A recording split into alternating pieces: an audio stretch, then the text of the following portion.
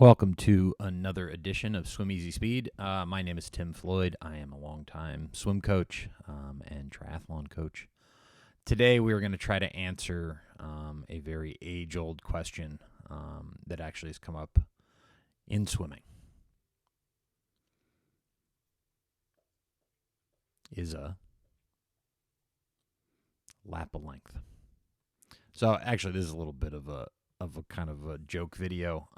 It's something that comes up quite frequently. You see it on forums a lot, and it's typically triathlon forums or running forums where they're arguing about in swimming, is one length of the pool a lap, or is it two lengths of the pool?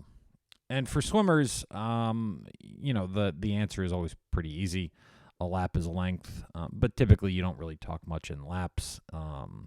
If you're doing a workout, you're doing 200ths. If it's a short course pool, that's 8 laps. If you're doing 100, it's 4 laps.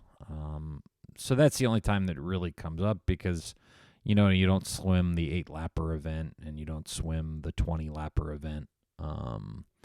You swim the 200 and the 500, or the 2 and the 5. The kind of arguments that come up, we'll go over some of them. There's actually a really good blog post that, and I'll put the link in the comments below. A guy that put together a lot on this topic and where some of the confusion comes in, but that basically it's the swimming vernacular is one length of the pool is considered a lap. I'm just going to kind of go over the highlights, and if you want more information on where it all comes from and where some of the confusion is, you can go there. But it's a pretty good read. I'll put some of the other ones in there, and then there's also I'll put up one of the forum posts from a running forum where they're kind of arguing back and forth about this. So we'll kind of go forward a little bit. And so here was the first kind of definition. This is Merriam-Webster dictionary, and it's the act or instance of traversing a course. So whatever the length of the course is. So for running, an oval track, one lap of that 400-meter course is you basically finish where you started. And so there's another definition that's kind of useless that's going around, but this is one kind of that I like, and you'll see why in a bit. So I think the first picture here. So yeah, here you have an oval track, and one time around. So if we're if we start here and we go around and around and around, we're running really hard. There you go. You just finished a lap. That's one lap of the track. And yeah, I mean, I get it. That's kind of the common vernacular. The course is 400 meters long. We'll go to the USAT kind of competition rules.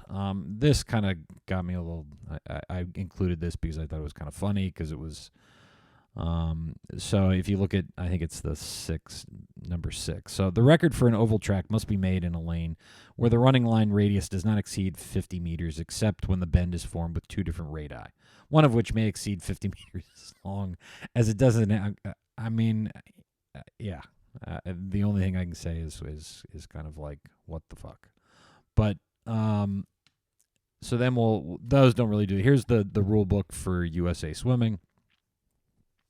So here's kind of the important part. So the racing course dimensions. So for an oval track and running, the racing course dimensions are 400 meters when you're outside. For swimming, you can have 3 different kind of pools that are considered competition standards. So the 50-meter pool, which is what you see in the Olympics. That's considered a long course 50-meter pool. Short course pools are come in 25-yard varieties or 25-meter varieties. And the 25-yard varieties are more really the only place that has the 25-yard competition. Short course pools are in the United States. We're still on yard-based kind of pools, although there are some 25-meter pools in the United States, and they're can be done for competition. Actually, there's a Pro USA Swimming Pro Series going on in San Antonio right now, and I think they're swimming short course meters. So, and then you've got 25-meter short course pool. So the two that can have world records are 50-meter pools, 25-meter pools, and then 25-yard pools. You get American records, but the course is 25 yards, 25 meters, or 50 meters. So short course yards, short course meters, long course meters. So what we're talking about is the completion of one lap of the course. So the course is 25 yards, 25 meters, or 50 meters. So for instance, if you were doing a 25-yard swim or a 50-yard swim, so a 50, you're competing in the 50.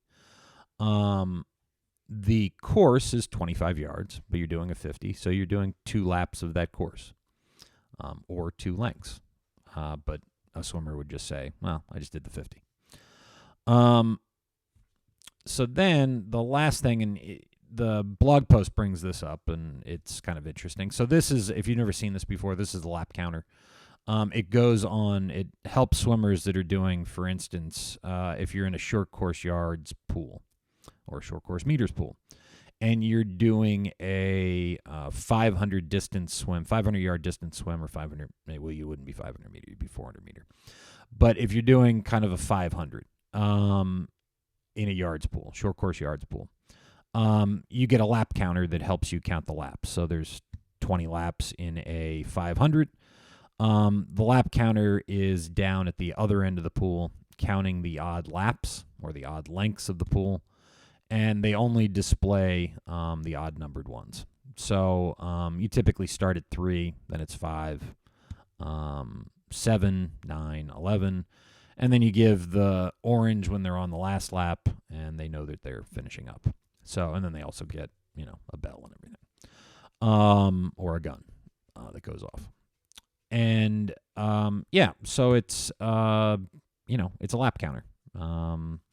So it's if you read the article, it is kind of interesting. It spells everything out, why it is the way it is, and why in swimming a lap is synonymous with a length of the pool. It's the completion of the course. So thank you for tuning in. I always appreciate it. If you have any questions, comments, want to share the video, you can do so down below. I'm always happy to answer questions, and I hope to see you with the next video.